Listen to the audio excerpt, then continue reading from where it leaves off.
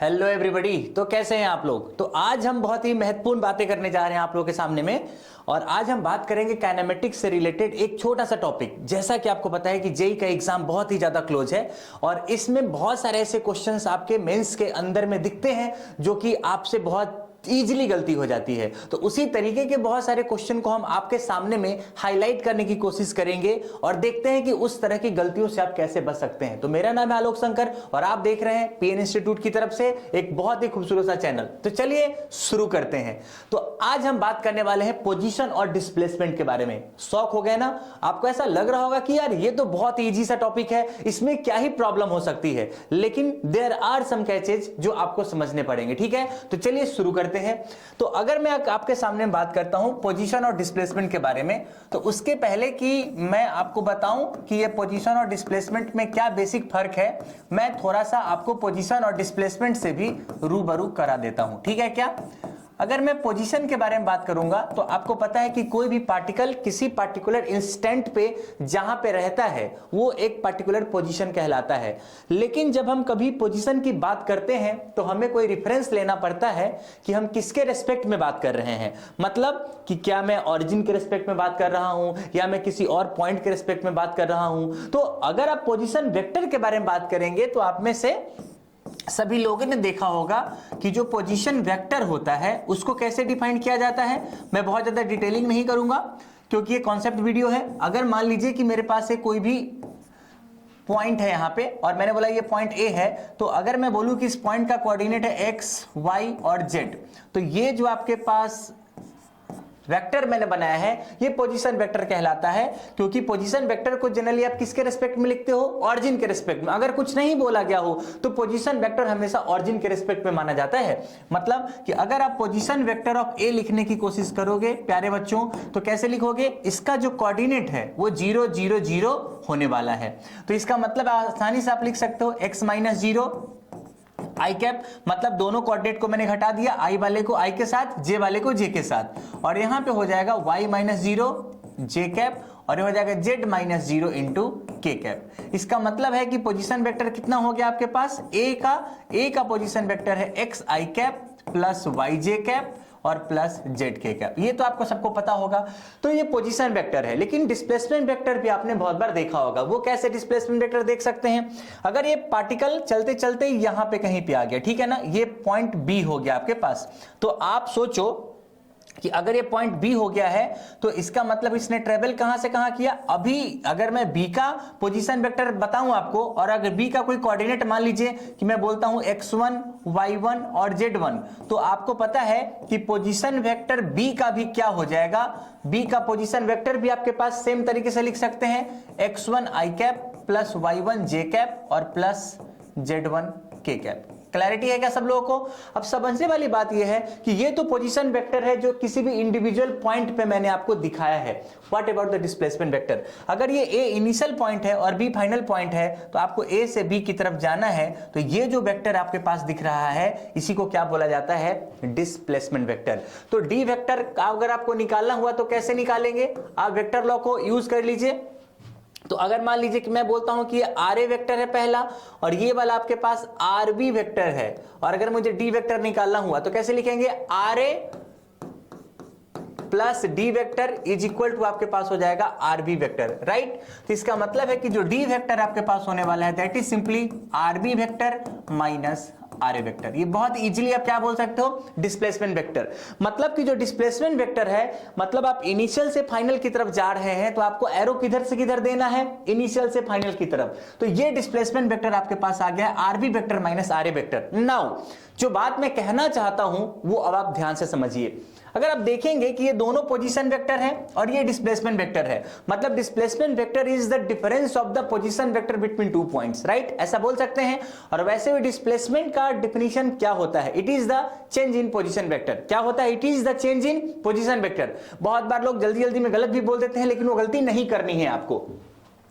अब सोचने वाली बात यह है कि अगर आप देखेंगे ध्यान से, ये आरबी वेक्टर है और माइनस आर ए वेक्टर है। ये जो आर ए वेक्टर है ना, हमेशा कांस्टेंट होने वाला है। क्यों? क्योंकि अगर आप किसी भी पार्टिकल को किसी भी पर्टिकुलर पॉइंट से चलाते हो तो वो पॉइंट आपको पता होता है कि आप उसको कहां से चलाने वाले हो। तो अगर मान लीजिए कि आर ए वेक्टर आपके पास है और ये कोई कांस्टेंट वेक्टर है, क्योंकि हमें इंफॉर्मेशन होती है उसके बारे में, इसका मतलब कि अगर आप इसको डिफरेंशिएट कर देंगे, किसको डिफरेंशिएट कर देंगे? इस पार्टिकुलर इक्वेशन को, तो आप यहां पे क्या लिख देंगे? D vector divided by D T, और यहां पे क्या लिखेंगे? D R B vector divided by D T. और ये तो कांस्टेंट वेक्टर है, तो अगर इसको आप डिवाइड भी कर देंगे तो जीरो हो जाएगा। इसका मतलब कि ये क्या हुआ बच्चा पार्टी? ये हुआ आपके पास, इसको आप बड़े आसानी से बोल सकते हो कि ये है slope of the displacement vector, और ये क्या है? Slope of the position vector. मतलब आप ऐसा बोल सकते हो कि स्लोप ऑफ डिस्प्लेसमेंट कर्व जो होता है वो आपके पास इक्वल होगा स्लोप ऑफ पोजीशन कर्व के। हाँ या ना बोलिए। मतलब कि अगर आप कभी भी डिस्प्लेसमेंट वर्सेस टाइम का ग्राफ खींचो और आप कभी अगर पोजीशन वर्सेस टाइम का ग्राफ खींचो, तो दोनों में क्या बेसिक डिफरेंस है, इस पे चर्चा हम कर रहे हैं। चलिए देखते हैं। तो इसका मतलब आपने क्या बोला कि जो स्लोप होने वाला है आपके पास, स्लोप ऑफ डिस्प्लेसमेंट कर्व, या आप ऐसा बोल सकते हो slope of displacement versus time जो होने वाला है वो हमेशा इक्वल होने वाला है slope of position versus time का। Slope of position versus time का। समझ आ रहा है कि नहीं आ रहा है? वैसे ये ग्राफ है तो मैंने यहां पे आपको एक छोटा सा रिजल्ट यहां पे फ्लैश कर दिया। अब इस बात को समझने का प्रयास करिएगा। अब देखिए थोड़ा सा यहां पे कि अगर मैं आपके लिए कोई ग्राफ बनाता हूं, तो इस बात से पता क्या चलता है कि अगर मैं एक इक्वेशन बोलता हूं x equal to 2t square plus 3t, अगर मैं बोलूं कि ये किसका ग्राफ हो सकता है, ये किसका ग्राफ हो सकता है? क्या ये पोजीशन का ग्राफ हो सकता है या ये डिस्प्लेसमेंट का ग्राफ हो सकता है? क्या राइट है या रॉन्ग है?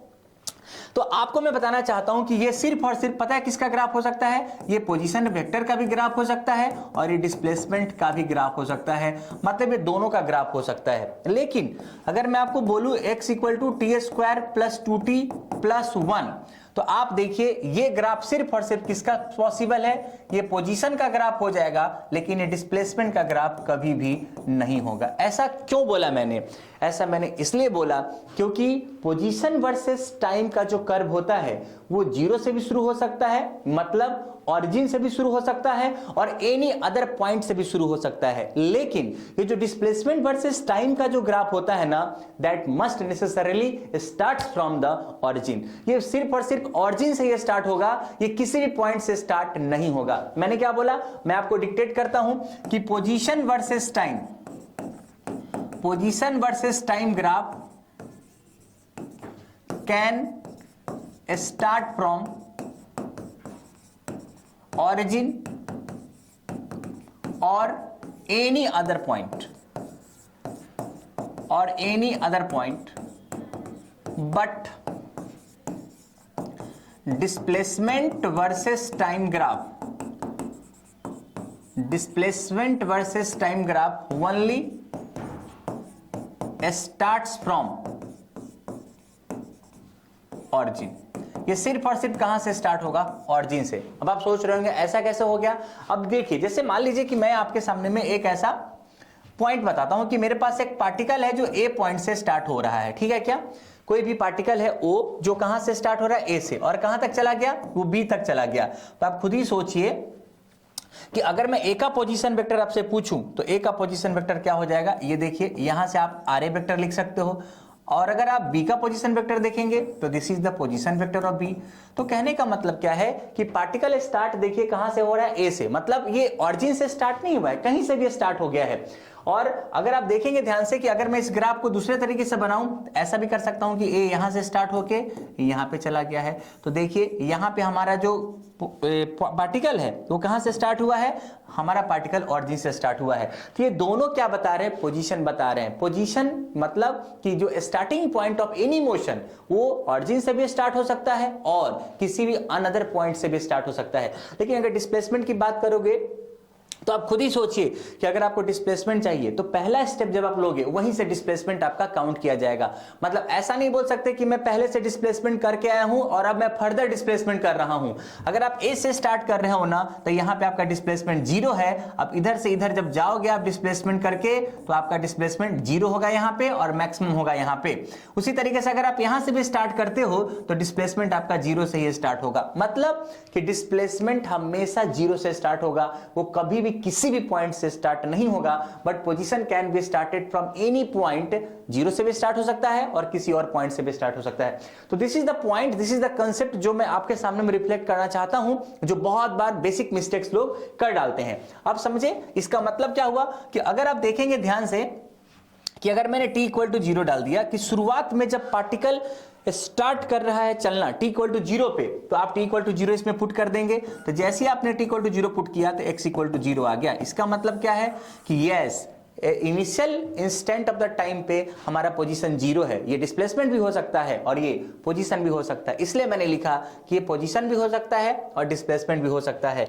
लेकिन अगर आप इसमें ध्यान दोगे तो t इक्वल टू 0 पुट करेंगे तो x इक्वल टू 1 मीटर आ गया। इसका मतलब क्या है कि ये पार्टिकल कभी भी डिस्प्लेसमेंट नहीं बता सकता है। क्यों? क्योंकि डिस्प्लेसमेंट हमेशा कहां से स्टार्ट होना चाहिए था? ऑरिजिन से स्टार्ट होना चाहिए था। सही है कि नहीं है? तो ये सिर्फ पोजीशन वेक्टर देगा आपको, डिस्प्लेसमेंट वेक्टर आपके पास नहीं देगा। तो इससे आपको एक बहुत ही क्लैरिटी आ गई होगी कि कभी भी अगर मुझे एक बात तो पता चल चुकी है कि जो स्लोप होता है डिस्प्लेसमेंट वेक्टर वाला कर्व का और पोजीशन वेक्टर वाला कर्व का वो सेम होता है, क्योंकि जो इनिशियल पोजीशन वेक्टर था anyway that is going to be constant. अब आप सोचिए, जैसे मान लीजिए कि मैंने बोला कि हमारे पास ये एक पोजीशन वेक्टर का कर्व है। किसका कर्व है? पोजीशन वेक्टर है किसी भी वेक्टर का। और अगर मुझे इसका डिस्प्लेसमेंट वाला वेक्टर निकालना हुआ तो मैं क्या करूंगा? मुझे पता है कि अगर ये पोजीशन वेक्टर गिवन है और मुझे डिस्प्लेसमेंट वेक्टर निकालना है तो displacement vector can only started from origin, और स्लोप तो बराबर ही होते हैं। तो ऐसा ही लाइन बनाना है इतने ही एंगल पे, लेकिन ऑरिजिन से बनाना है। इस लाइन को शिफ्ट करेंगे और ये देखिए ये जो आपका ग्राफ बना है ये हो जाएगा आपके पास डिस्प्लेसमेंट वेक्टर का ग्राफ। समझ आ रहा है क्या? इसका जो स्लोप आपके पास अगर थीटा है तो इसका भी स्लोप क्या होने वाला है? थीटा होने वाला है। तो क्या बहुत ही आसानी से आप इस बात को बता सकते हैं क्या? अगर मान लीजिए कि मैंने बोला कि हमारे पास एक किस तरीके का ग्राफ है, कैसा भी ग्राफ आप ले सकते हो, ऐसा ग्राफ है कुछ, ठीक है, और मुझे इसका ये कौन सा ग्राफ हो सकता है बच्चा पार्टी? ये सिर्फ और सिर्फ हो सकता है पोजीशन टाइम ग्राफ। ये कौन सा ग्राफ हो सकता है? मैं लिख देता हूं, ये सिर्फ और सिर्फ हो सकता है पोजीशन टाइम ग्राफ। ये पोजीशन टाइम ग्राफ है। क्यों? क्योंकि ये ऑरिजिन से स्टार्ट नहीं हुआ है।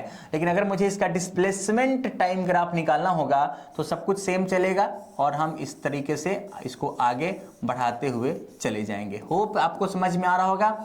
This can be displacement versus time graph.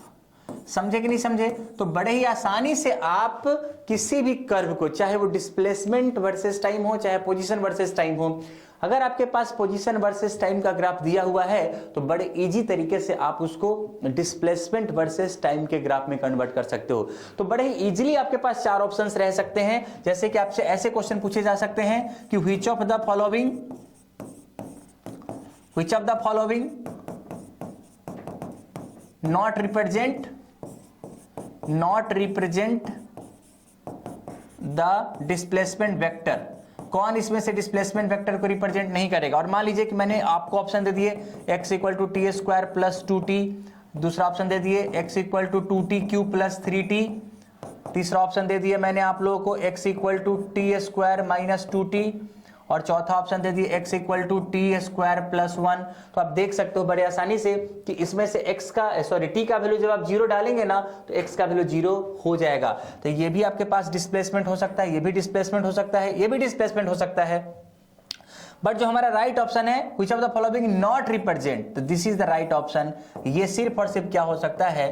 Position हो सकता है, नॉट डिस्प्लेसमेंट। ये डिस्प्लेसमेंट वेक्टर नहीं हो सकता है। तो बड़ी ही आसानी से आप इसको याद रखने की कोशिश कीजिएगा। बहुत बार बच्चों से गलती हो जाती है और उन्हें लगता है कि क्या हो गया। और अगर आपको कभी कर्व दिया रहेगा ना कि आपके पास एक पोजीशन वर्सेस टाइम का ग्राफ है, आप उसको डिस्प्लेसमेंट वर्सेस टाइम के ग्राफ में बदलना चाहते हैं तो वेरी इजीली आप सेम ग्राफ को सेम तरीके से रेप्लिकेट कर दीजिए। लेकिन please please please try to start from the origin. तो होप कि आपको बेसिक सा कंसेप्ट जो है वो आपको याद हो गया होगा, आपको समझ आ गया होगा। इसी तरीके के कंसेप्ट वीडियो को मैं आगे भी लेके आता रहूंगा। चैनल को सब्सक्राइब कर लीजिए और देखते रहिए। मिलते हैं अगले वीडियो में, तो आगे की बात करेंगे। तब तक के लिए सतर्क रहें, सुरक्षित रहें।